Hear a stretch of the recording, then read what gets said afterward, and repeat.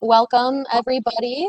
My name is Greta. I'm a student enrollment advisor here at Canadian University, Dubai. And today we are hosting one of our web series called Faculty in Focus. Today, our focus is on the psychology program, one of the most interesting programs of all time, of course. We have some panelists with us today. We have Mr. Ahmed. Hi, Greta. I'm very excited about today's session actually because it's kind of like the most popular program that we have here. So I'm very excited to see and learn more about it. Me too. I'm right there with you. We also have a panelist named Jill. It seems like her microphone is not working at the moment, but Jill is another student enrollment advisor, and she also knows a lot about transferring to Canada, so she'll be able to help explain a little bit of that during today's session. And the star focus today is Dr. Nazli, in charge of the psychology program here at CUD. Dr. Hello, Nazli, thank you Greta. so much for joining us. Pleasure. Hey. So I have just a few questions before we segue into your presentation. I myself am a huge psychology enthusiast, so I have like millions of questions, but I'll start with just two for now. Number one, do you feel like there's a common trait amongst those most inclined to study psychology? Common traits, yeah, I would say so. So I will give you some personal information from inside. Okay, you're asking for that, fine. Well, yes, I would say some of the many common traits. The first one would go for the observational skills and really enjoying observing the situations, people. So I think behind that, there is an urge to have the control, I believe. So yeah, honestly, yeah, because one of the main aims of psychology is to understand the behavior, to predict it, therefore you can control it. So yeah, I think it gives a kind of security to be able to understand better your surroundings, your environments, the interactions going around you.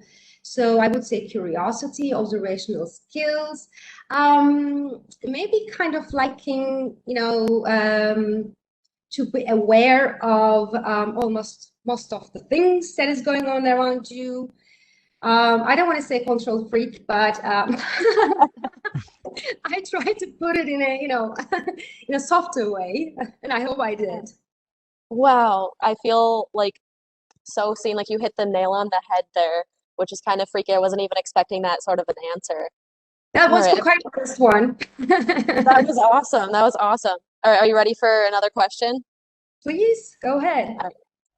Does everyone need therapy? No. To answer this question, I think we need to make a differentiation between psychotherapy and psychological counseling. So psychotherapy deals with the treatment of people who are suffering from a clinical condition, psychological disorders.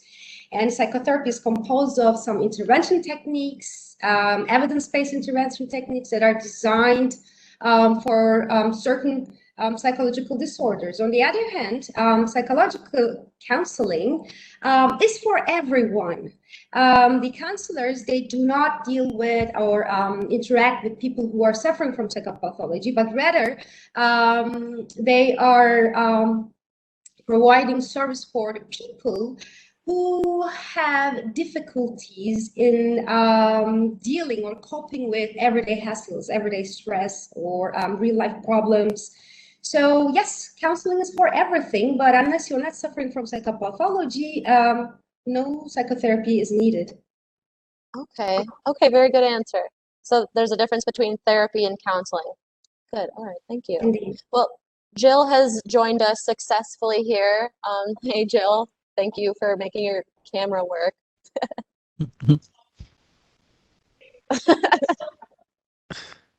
Oh my goodness. Sorry, it's I think she's mute. We cannot hear. Oh, your mic Yeah. isn't working. Okay. I hope she's muted because we can't hear her. I hope Yeah, I the think problem it's is still not not working, technical. Jill. Yeah, it's all right. You So can test Dr. it, Jill, Nazli, after. you prepared a presentation today. Are you able to share your screen? Yeah. Let Awesome. me share my screen. Just a moment, please. There it is.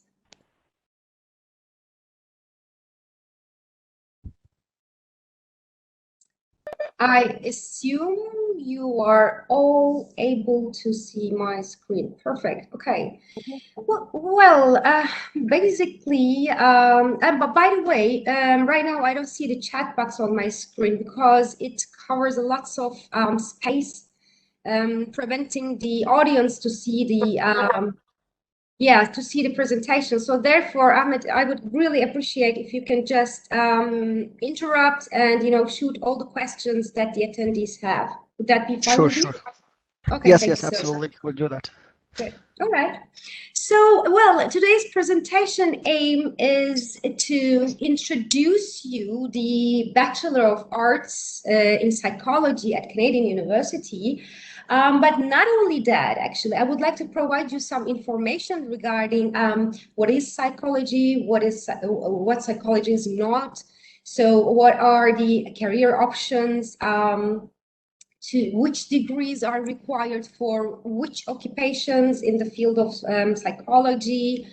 I'll do my best to answer your questions regarding your future as a psychologist.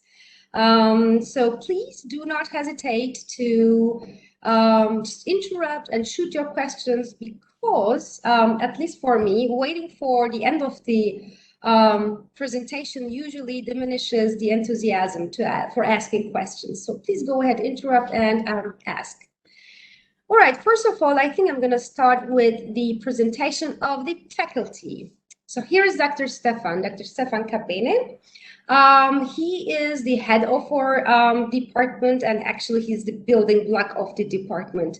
So he's a professor of psychology. As you can see, he is associated with various boards, including American, Canadian, and Middle Eastern. He is licensed by, he obtained one of his degrees from France, and he's French, by the way. He is accredited by French Psychological Association, and here DHCC, DHA, and MOH. So he is a recognized psychologist by America, Canada, and UAE. And here, this is me. Yeah, as you all heard, my name is Dr. Nazli. I'm relatively new here, actually, both at the Canadian University and in the UAE. So I'm coming from, as you can see, Turkey, Istanbul, and partially I lived in Germany, partially I lived in Turkey. So here you can see the accreditation and licensing of the authorities from both countries. So I here work as an associate professor at the Department of Psychology. If you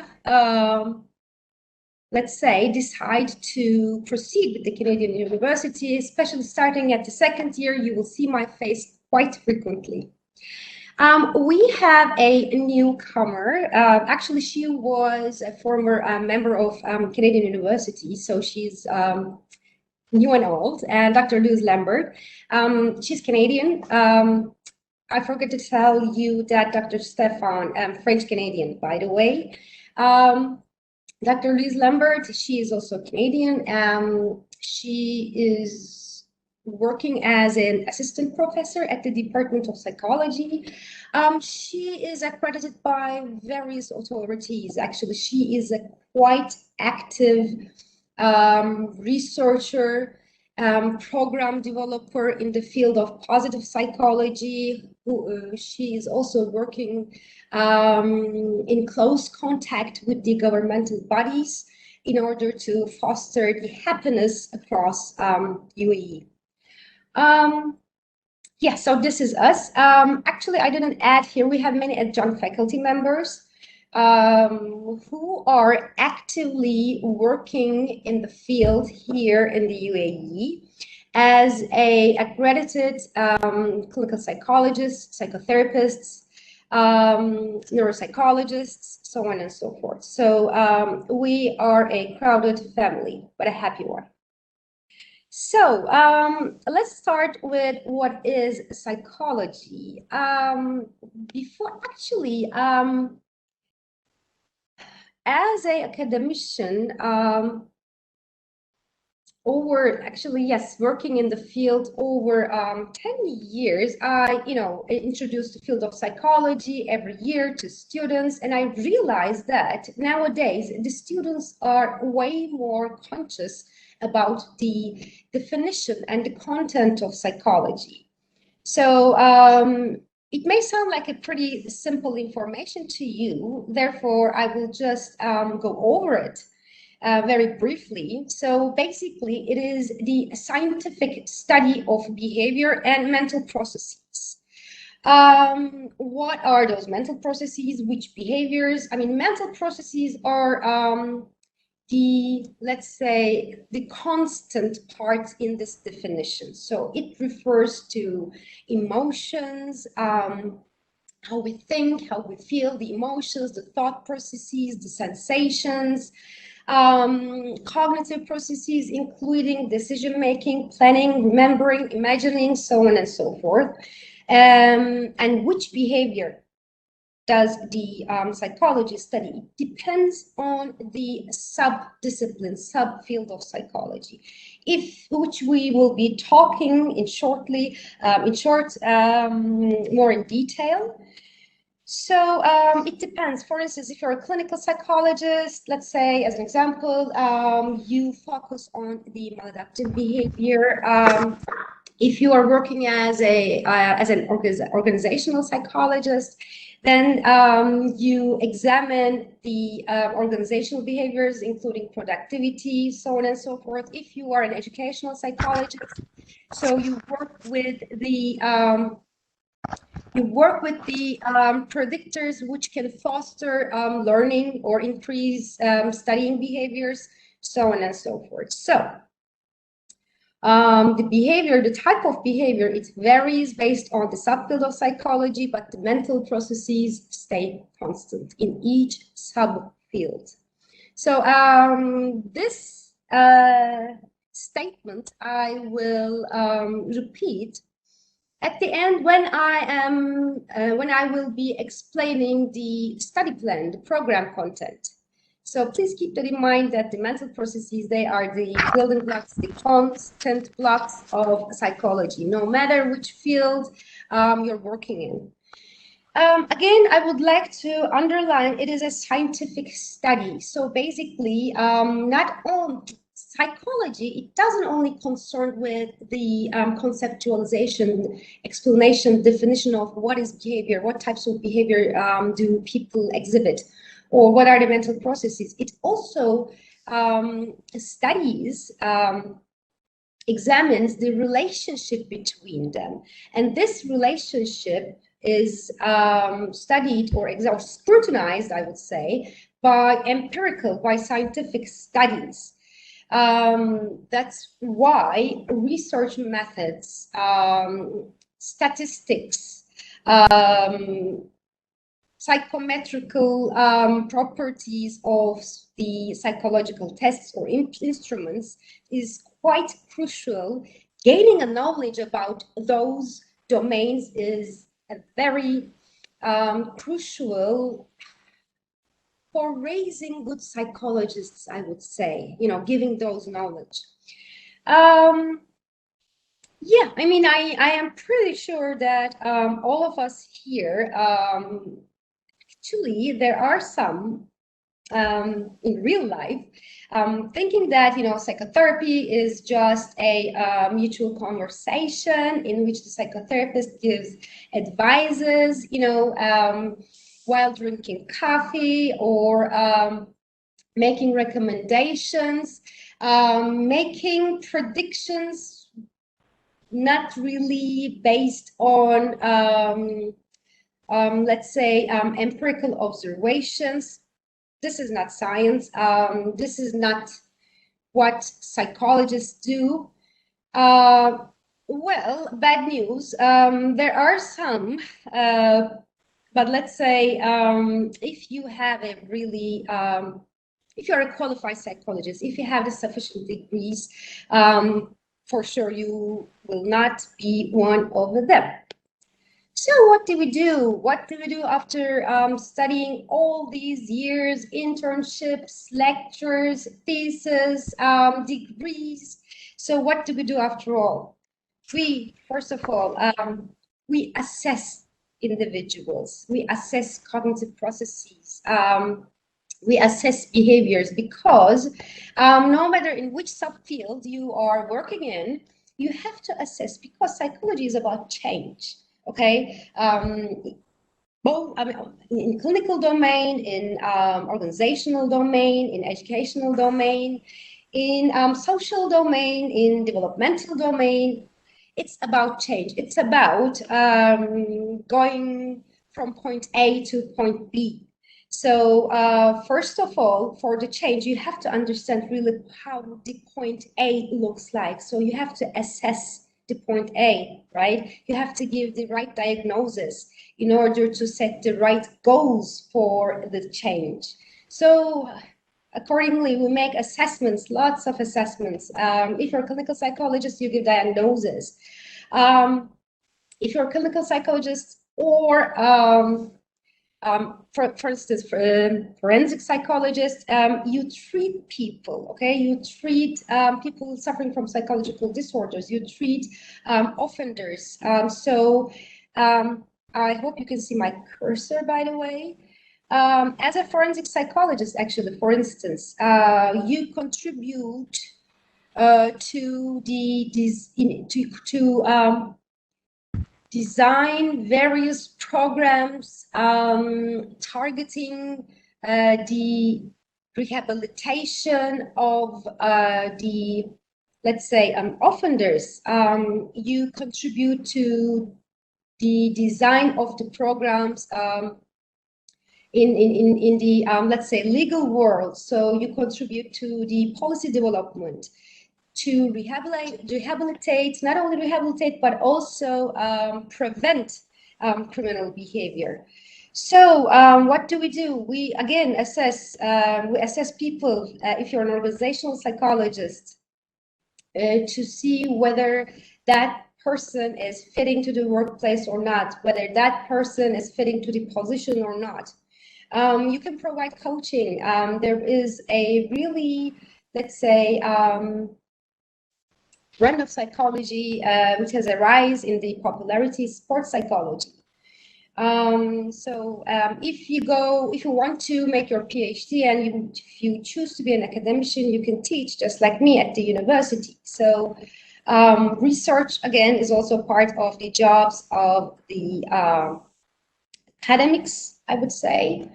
So to wrap it all, actually, especially to wrap the different subfields of psychology, the options are numerous, and it's increasing every day. So some of the subfields of psychology involves clinical psychology. If you would like, you can go in the direction of psychological counseling. You can be an organizational psychologist, neuropsychologist, educational psychologist, developmental psychologist, social psychologist.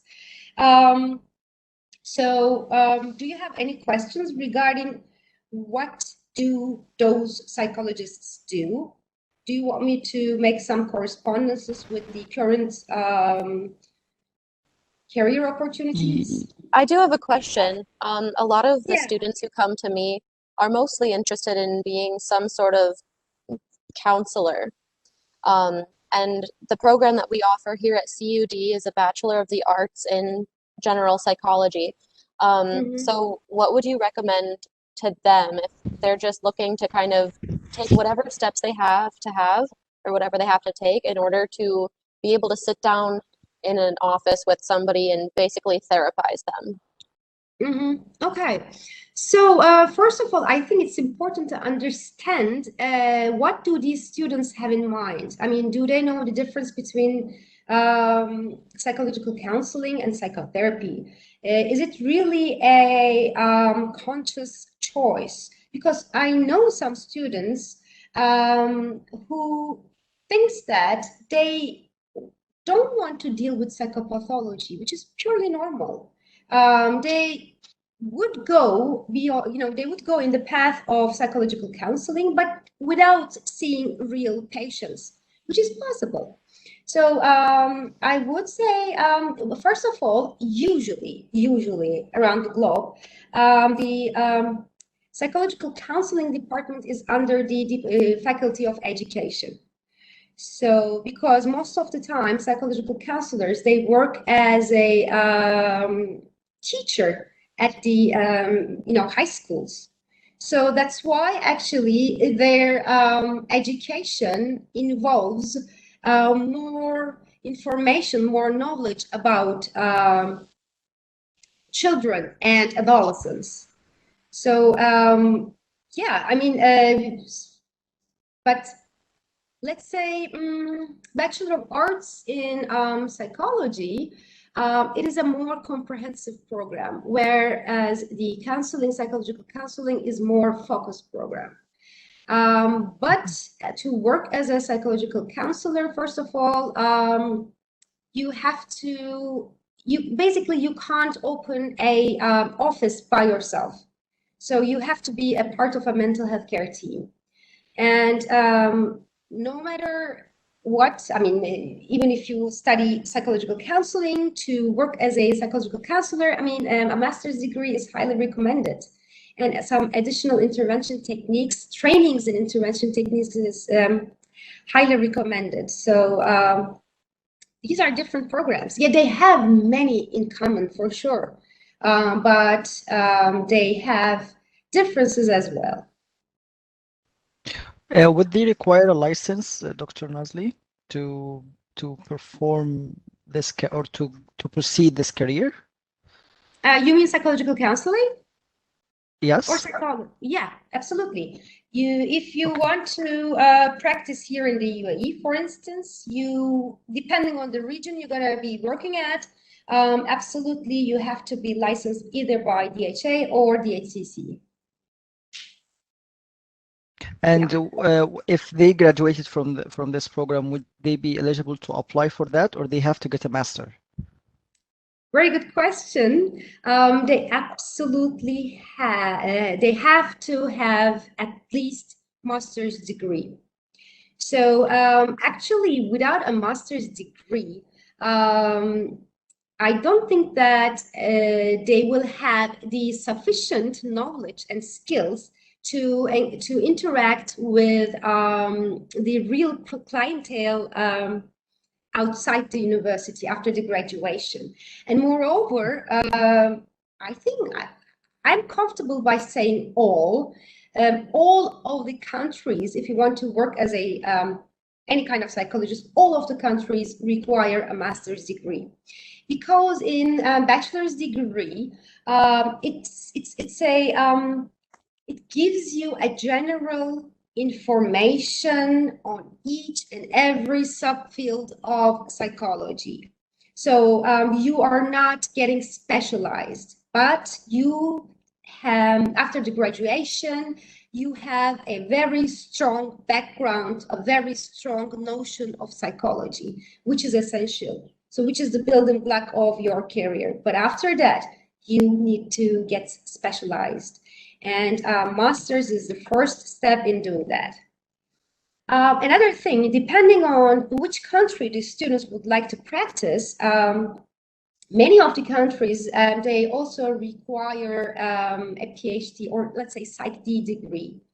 So UAE for now, it accepts master's degree, but when at least in many of the job advertisements, I would say, if you have a master's degree, then 5 years of field experience is required.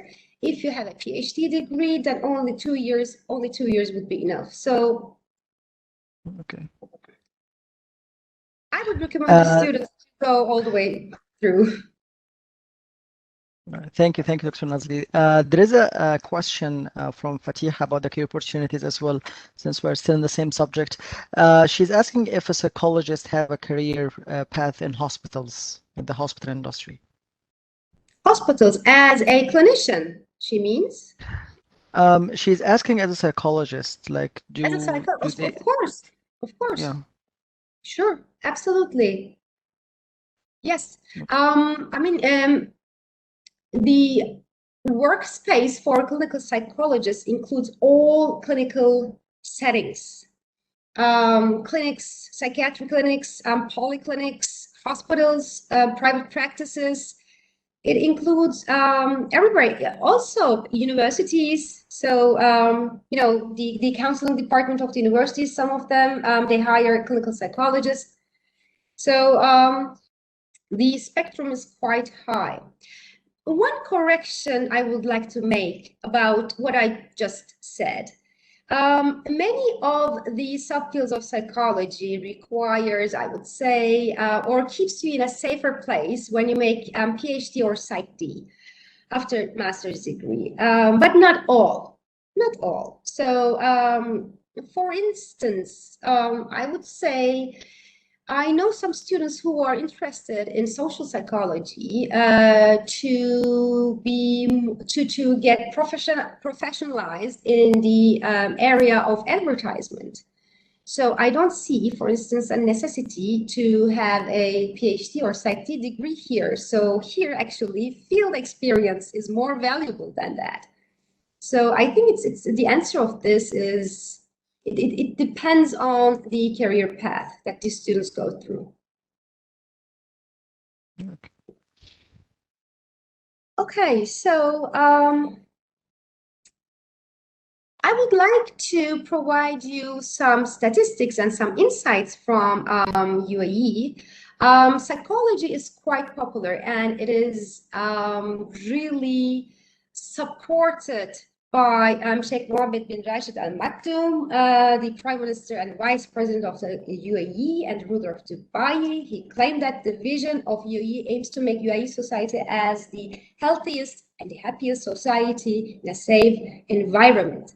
So accordingly, as a clinical psychologist in the field, I can, so I can really tell you that the demand is a lot. However, there is not enough supply. So the statistics tells us there are only 0.5 licensed psychologists per 100,000 UAE residents. So that means more than 33,000 patients were without the specialist care they needed.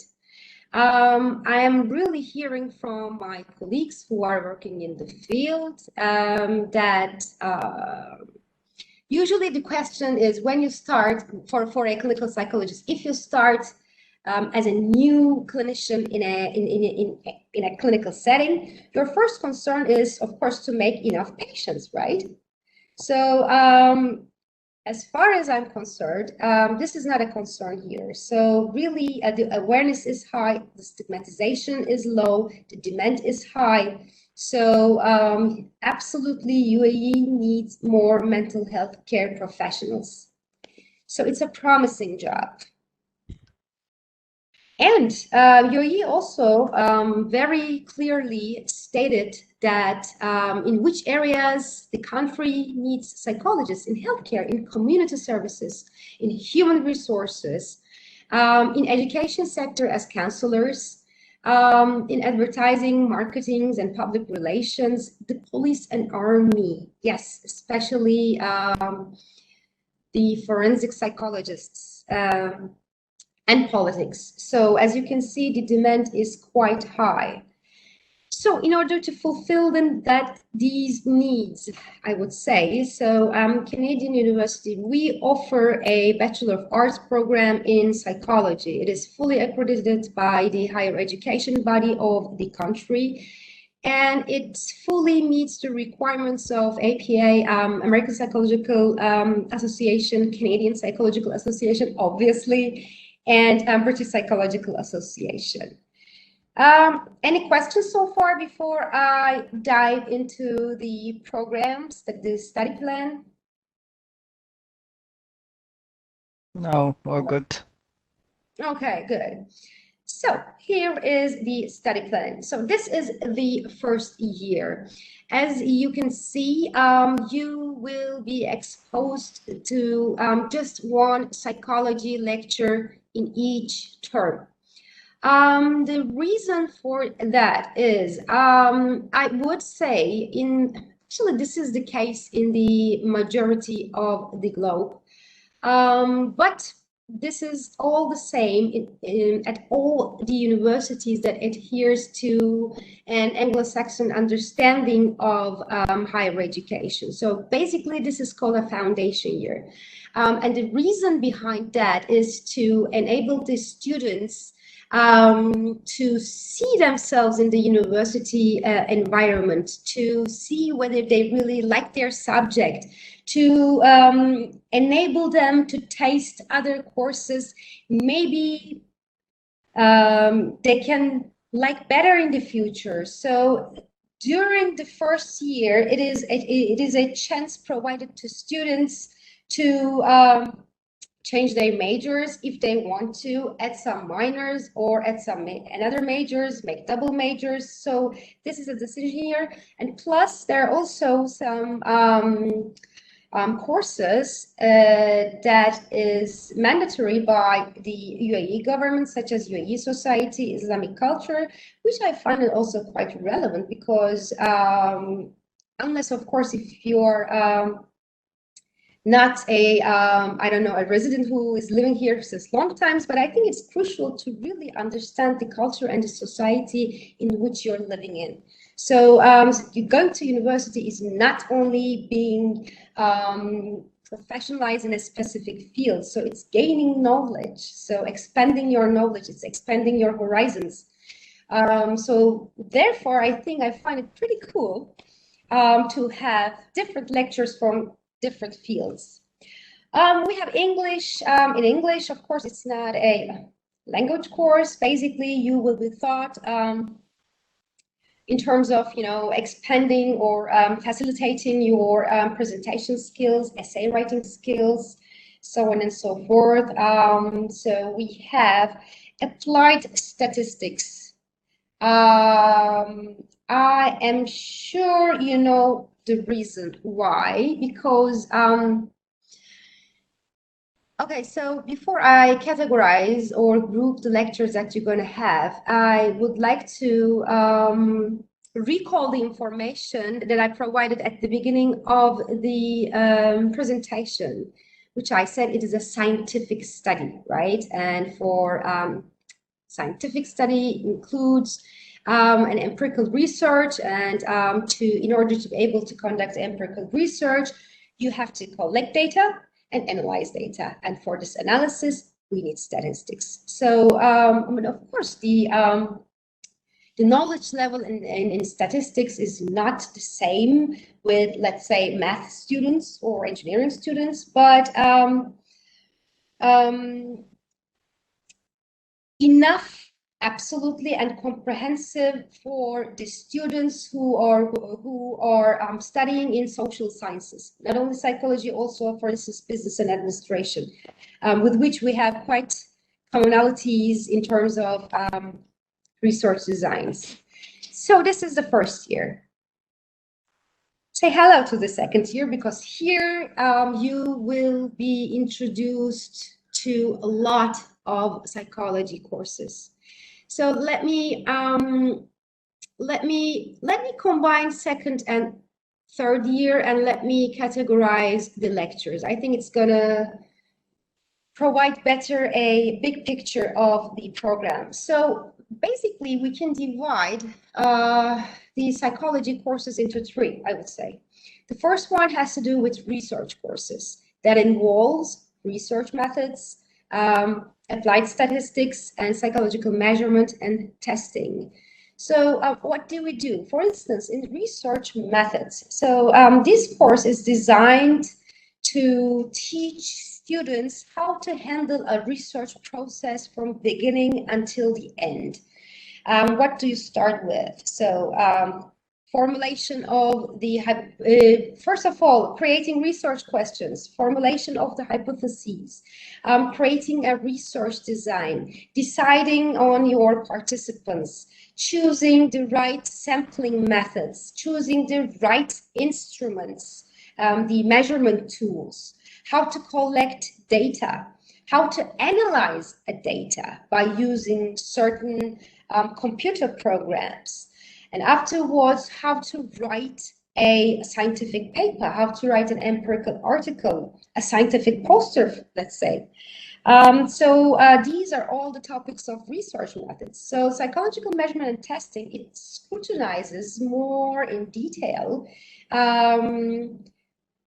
the psychometric properties of measurement tools. If you remember what I said about what do we do, we assess, no matter in which field we are working in. So testing, the tests, the inventories, the interviews, the test batteries, these are quite crucial for us. And without having a sound psychological measure, no matter how good your hypothesis or no matter how good your research design is, your research would fail, because with the wrong or let's say unqualified measurements, you would receive biased results, research to the trash. So that's this aim. This course aims to provide information regarding how do we critically analyze the components of, let's say, qualified psychological measurement, the psychometric properties. Okay, so this is the first group. The second group involves theoretical courses, I would say, such as Introduction to Learning, Abnormal Psychology, Cognitive Psychology, Perception, Theories of Personality. Here in the third year, for instance, we have Social Psychology, Developmental Psychology, Clinical Psychology, Educational Psychology, Organizational Psychology, Community Psychology. So those courses, as you can see, they act as a representatives of the various fields in psychology. So at an introductory level. So it gives you the building blocks, the basis of all different psychology subfields. Yes, and these are pretty much theoretical in nature. By the way, I would like to exclude neuropsychology and biological psychology. Let's say to some extent, I would like to exclude those two courses from theoretical lectures, because if you can remember what I just said, you know, the type of behavior that is being examined differs according to the subfields of psychology. However, the mental processes, it remains constant. So yes, no matter which subfield you will choose in the future, I think it is quite crucial to have really sufficient, actually more than sufficient knowledge in biopsychology and neuropsychology. Because without really understanding the brain and the nervous system, I don't think that we can fully comprehend the locomotives behind the behavior, I would say. So yes, these two lectures are, let's say, the fathers, even the grandfathers of all the subfields. And the third group, I would say, goes to the most, more advanced courses that you will be facing with when you become a senior student, junior and senior student. Basically, some of them are, let's say, compulsory, some of them are elective, but, you know, the lecture is more practical in content. So we have drugs and behavior, we have applied social psychology, health psychology. So, so major electives we have. So right now I'm dealing with the compulsory courses, but for instance, if in the future, if I give a major elective course, that would be absolutely about, you know, more hands-on information regarding psychopathology. So, and those courses are conducted more practical, more with role playing, more with field experience. So that would be the third group. I have a question, if I can interrupt. With the bio and neuropsychology courses, is that kind of more like literally figuring out like which part of the brain lights up and how thoughts move? Can you like elaborate on it a little bit? Because everything else seems kind of more like hypothetical, Yeah, emotional, and that sounds more like it could be like anatomy and physiology of the brain.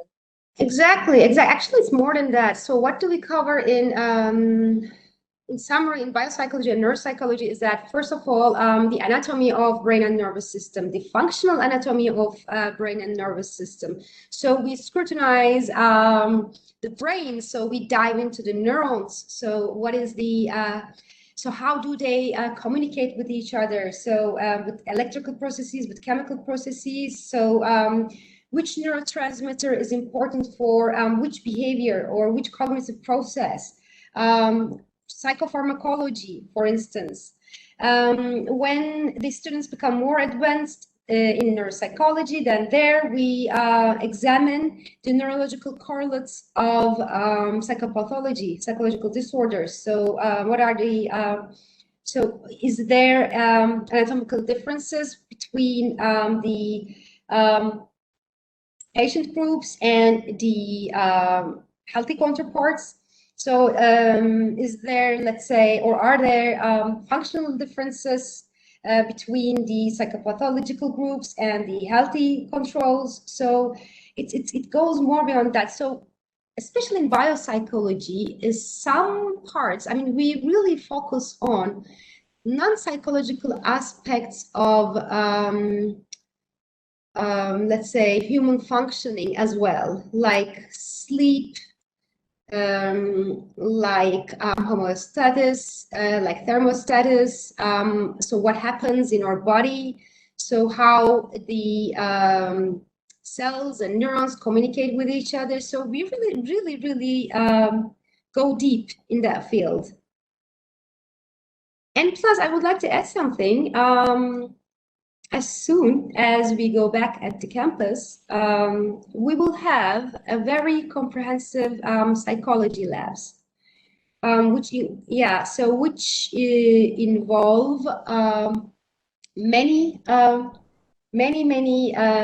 psychoneurological measurement tools, different apparatuses, and different. One neuropsychology lab we're going to have, and a second lab will involve all the test batteries that can be applied to the participants of the students when they're doing their own research. So an interview room for that, a testing room for the neuropsychology lab. So yeah, and by the way, Dr. Stefan is a highly skilled neuropsychologist as well, besides his clinical, let's say, position. So yeah, this department is, I think, quite interested in neuropsychology and biopsychology indeed. Okay, so these are some of our elective courses provided to students. So what are the Just a moment. Admission requirements. So the university asks minimum average score of 60% or its equivalent for the BA in psychology. And it's really a must, a minimum acceptable TOEFL score. So without a TOEFL score or IELTS score, unfortunately, the students are, I think, they're allowed to start, but conditionally. But I may be wrong. I may be wrong. So to make it guarantee, if you're planning to proceed with the Canadian University, please be sure that you all have your TOEFL or IELTS scores. Yeah, so just to interrupt you, there are some conditional acceptances.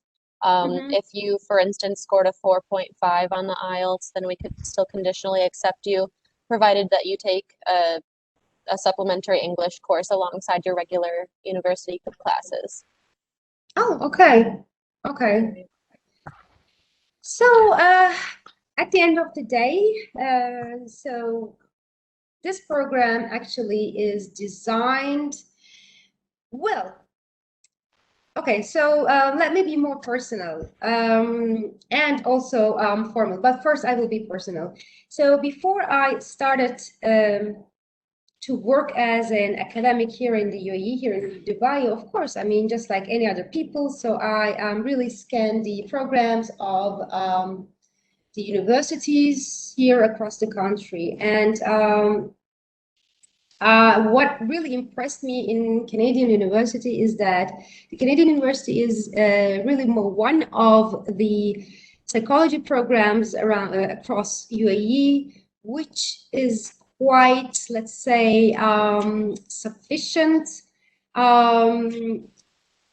Let's say it caught the standards of the well-known universities across around the globe, I would say.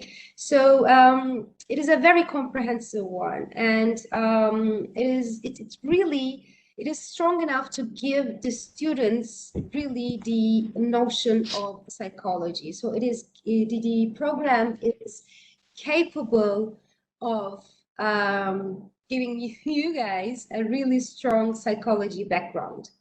So this is also the reason why I joined this CUD family and quite happy about being here. Let's get formal.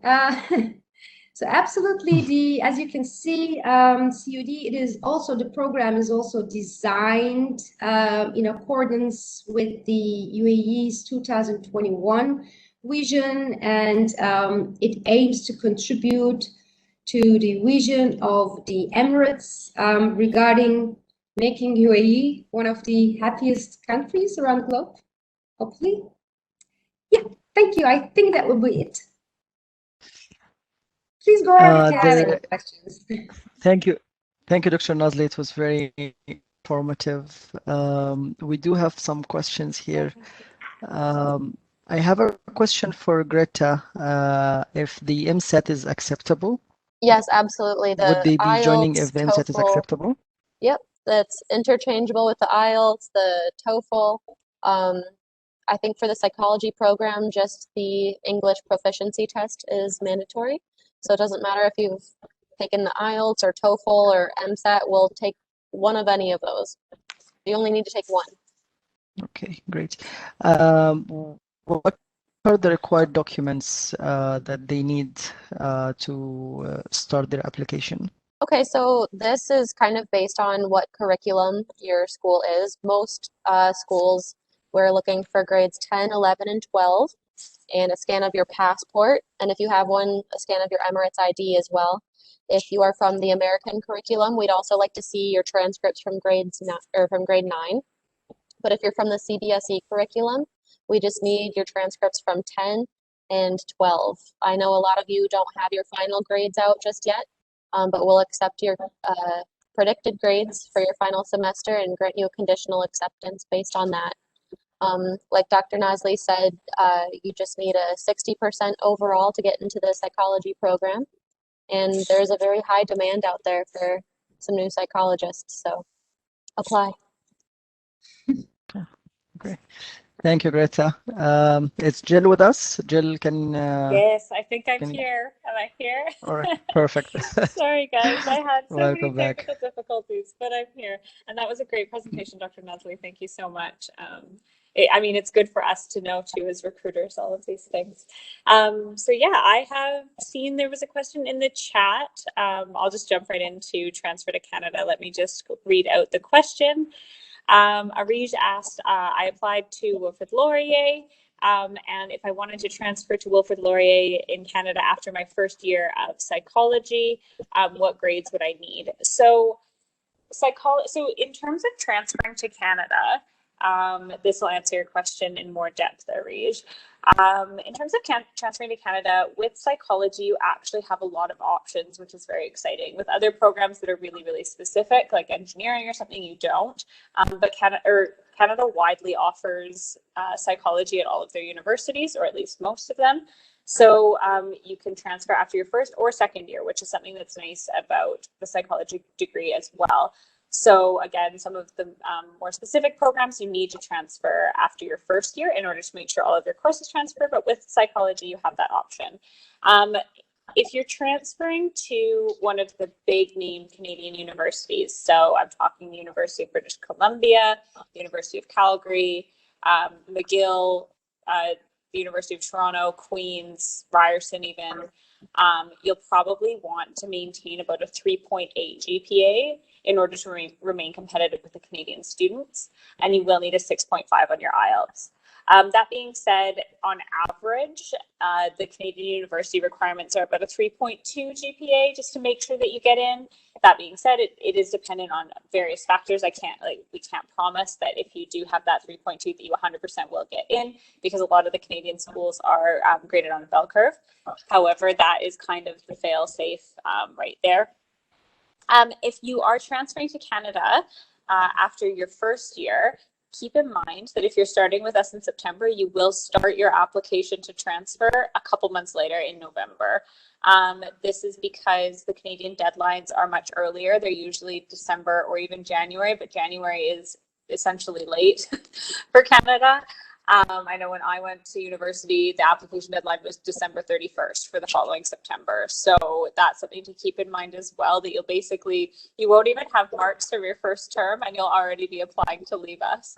But again, if you're applying for after your second year, that's completely fine too.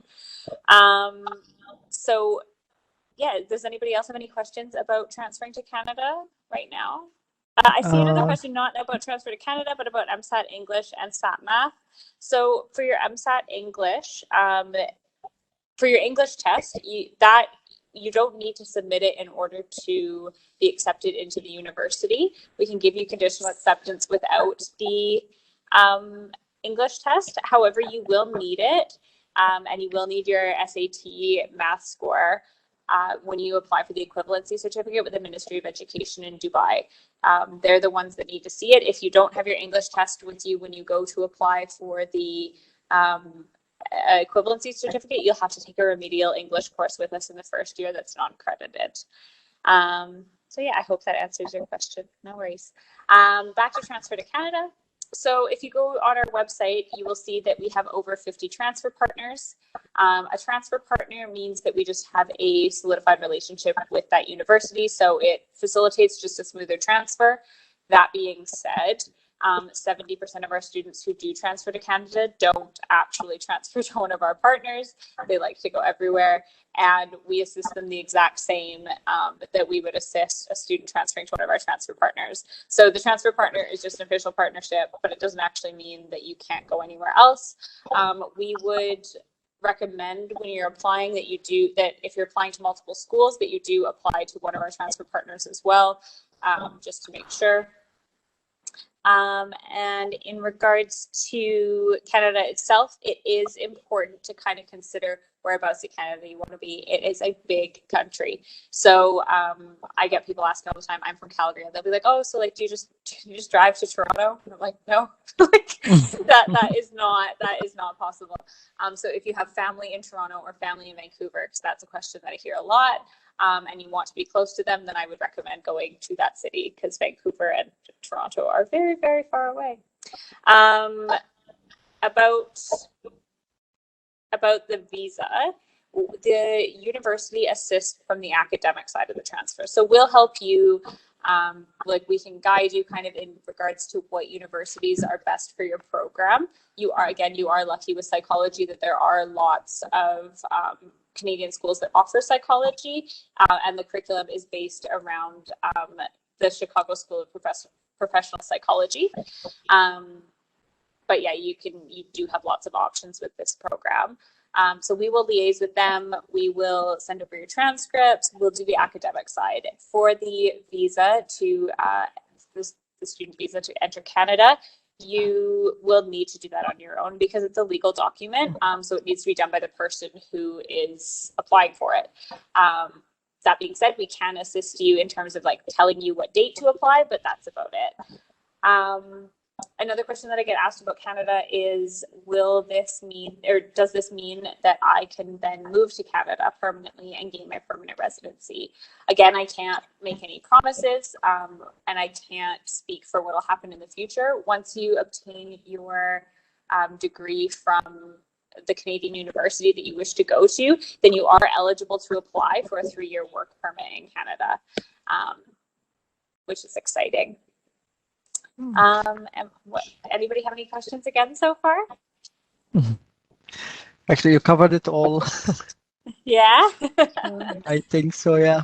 I don't have any, like you're literally like, I was about to ask you, and then you continue as like answering the question in my head. That was very efficient. Psychic, guys.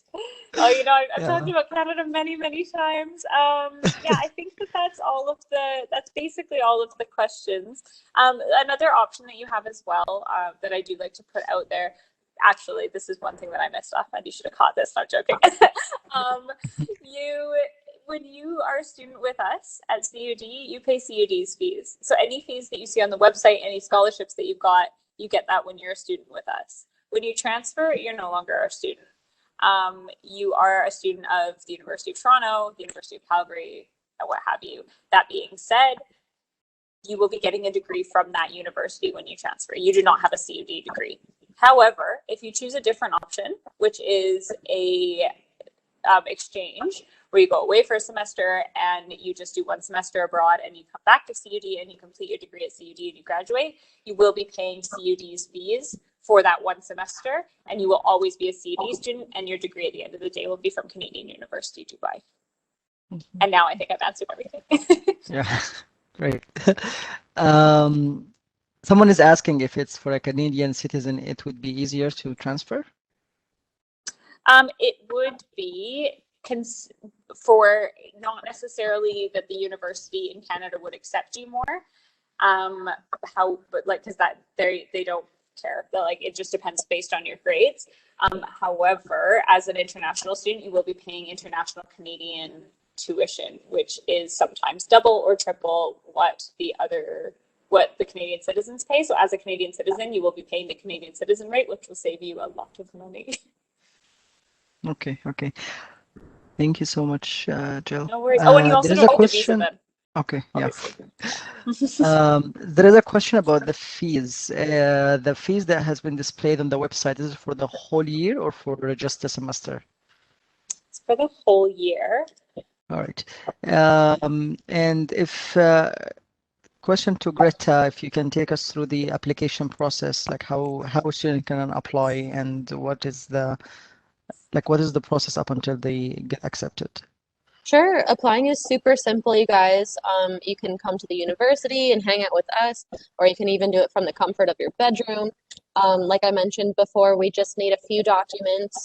For most of you, it's going to be grades 10, 11, and 12 transcripts, your passport, and if you have one, your Emirates ID.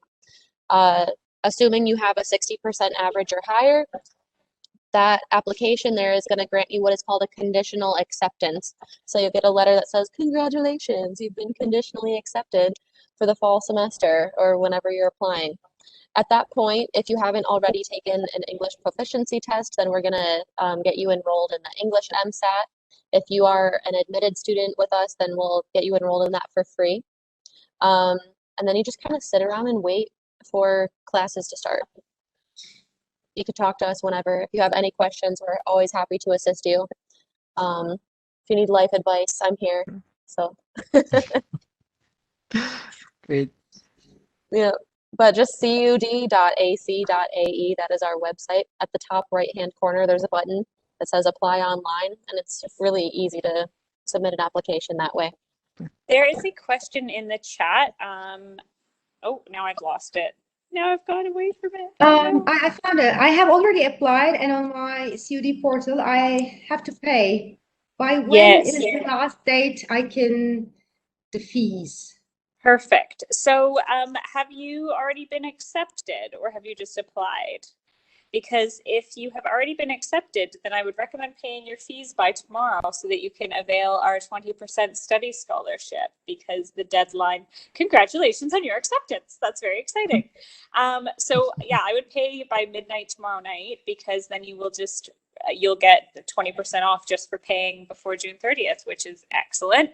If you have been awarded any other scholarships, they can also be combined with this. So, and the scholarship deadline is actually July 1st, so basically the day after tomorrow. So please make sure that you get those in as well. But yeah, pay now, get the 20%, save that money. I think we're All right. finishing now. It's, we're Great. passing the time. It will be ending very soon, Greta.